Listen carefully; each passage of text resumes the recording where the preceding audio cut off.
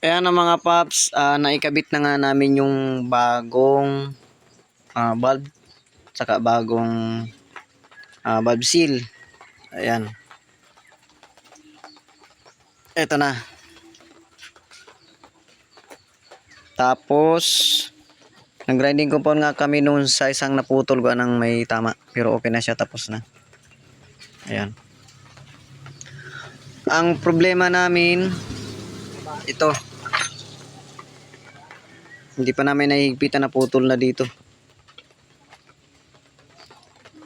Ito yung umiipit sa timing change sprocket saka nagpapaikot ng ating pump. Ayan, parang pundido man ito, hindi man tubakal. Ayan o. Hindi siya pure na bakal. Pundido o. Kitang kita. Kaya mahuna. Ayun, diskartehan na lang namin to mga paps. Ayan mga paps, so ang problema ay di ba naputol to. So hindi siya pure na bakal.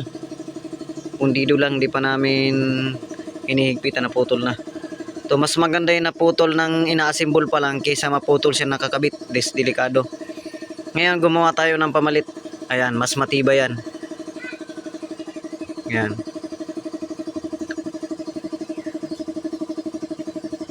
Ayan, ngayon ito na yung dalawang valve.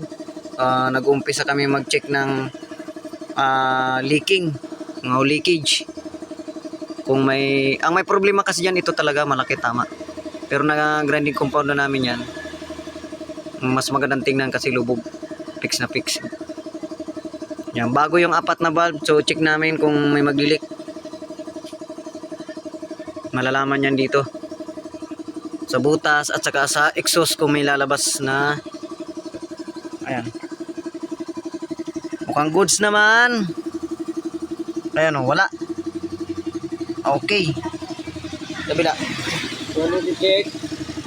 Ayan. Ngayon, i-assemble na namin to, kabitan sa makina. Tapos test drive. Test drive agad, di pa nakabit ano. Okay, let's go. Ayan mga paps. Paubo na. Palinis ko lang yung carb at masyadong madumi na para magandang takbo natin mamaya.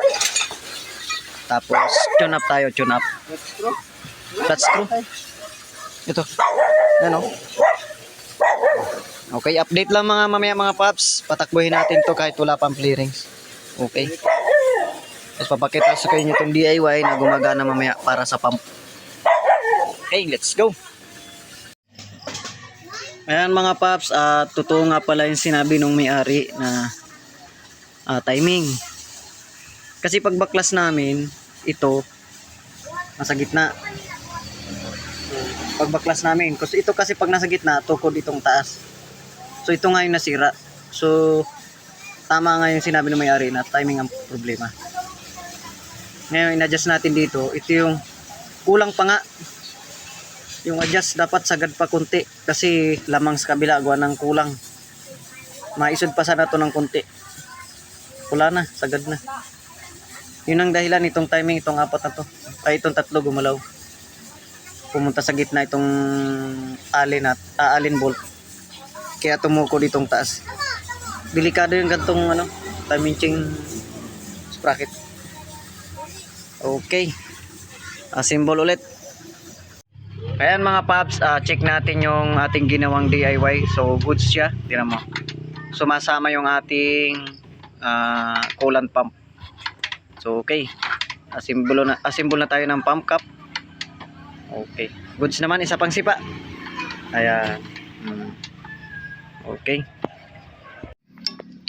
Ayan mga paps, okay na, napaandar na namin. So hindi lang pwedeng irat-rat kasi wala pang coolant, medyo mainit pa nga. So timing na lang ng carb. Ngayon kinakabit namin yung radiator para malagyan ng coolant. Para ma-testing na natin sa kalsada. Okay. Update na pag umandar na mga paps. Let's go. Pag tapos na. Inaandar na siya, okay na, goods na. Okay. Assemble lang namin kahit dito lang sa coolant, yung cooling lang ating engine. para matesting na natin sa labas. Okay, let's go. Shout out dyan. What's up guys? Okay, let's go. Ayan mga paps, umandar na. Ayan. Na timing na rin.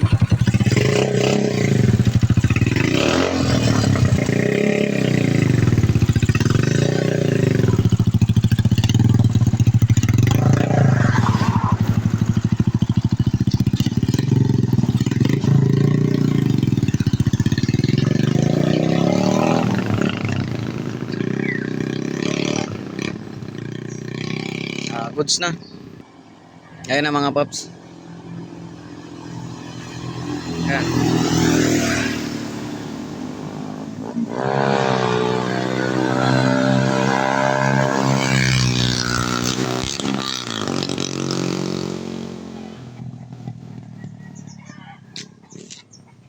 Okay na.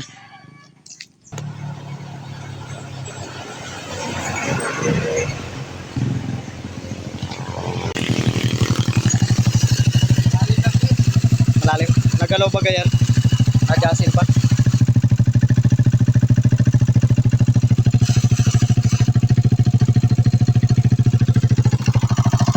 Yung par.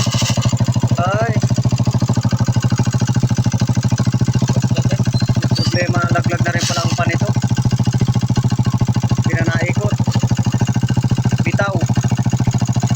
Ayan o. Hindi na nasabit.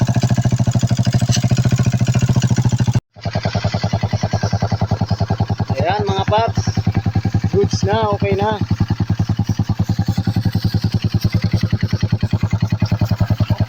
Bomba.